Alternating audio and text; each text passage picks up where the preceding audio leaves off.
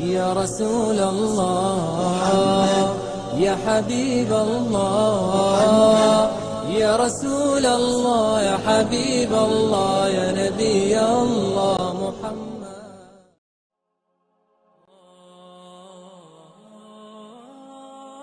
Ada kisah seorang abid, seorang hamba Allah yang beribadah selama 500 tahun. Bayangkan Bu, seorang abid yang beribadah selama 500 tahun. Dia beribadah terus menerus 500 tahun.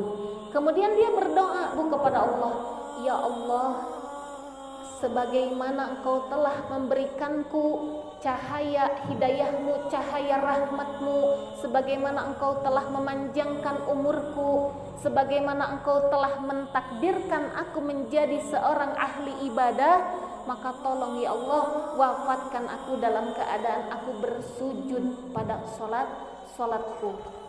Hari terus dijalani oleh pemuda ini ya Bu, oleh al-abid ini. Nah, pada suatu hari tibalah masa wafatnya.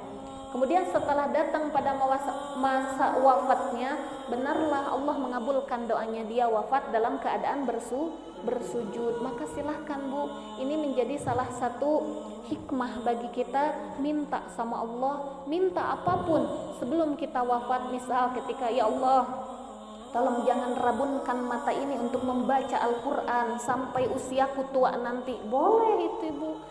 Atau ya Allah, wafatkan aku dalam keadaan sholat. Ya Allah, wafatkan aku dalam keadaan beribadah kepadamu. Ya Allah, wafatkan aku dalam keadaan husnul khatimah. Nah, itu harus selalu minta, terus minta. Dan semoga ketika kita terus meminta kepada Allah, maka Allah akan menjadikan akhir hayat kita husnul khatimah. Amin ya Allah ya Rabbal Alamin. Dibangkitkanlah pemuda itu Bu dalam keadaan bersujud. Dia wafat dalam keadaan bersujud, kemudian dia dibangkitkan pun dalam keadaan bersujud. Datanglah malaikat Allah yang mengatakan kepada abid tersebut, wahai hamba Allah, marilah ikut denganku.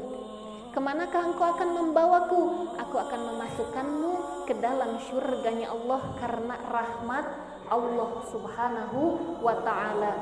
Tidak wahai malaikat, aku ingin masuk syurga karena amalku. Aku ingin masuk syurga bukan karena rahmat Allah. Tapi apa yang dikatakan oleh malaikat, baiklah kalau seperti itu, maka kita akan menghitung bagaimana amalmu dan seberapa besar rahmat Allah ketimbang amalan-amalan yang telah engkau lakukan selama 500 tahun. Dikumpulkanlah Bu oleh malaikat itu pahala sholat, pahala infak, pahala puasa, pahala berhaji, semua dikumpulkan saking banyaknya. Kemudian pemuda itu merasa tersenyum dan merasa sangat bangga karena amalannya itu pahalanya bertumpuk. Terus kata malaikat, jangan dulu senang wahai pemuda, wahai hamba Allah, janganlah dulu engkau senang.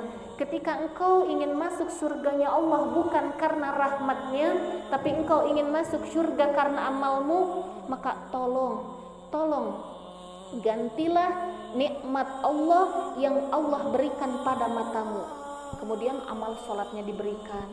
Gantilah nikmat Allah yang Allah berikan pada tanganmu, kakimu bisa bergerak, diberikan kembali.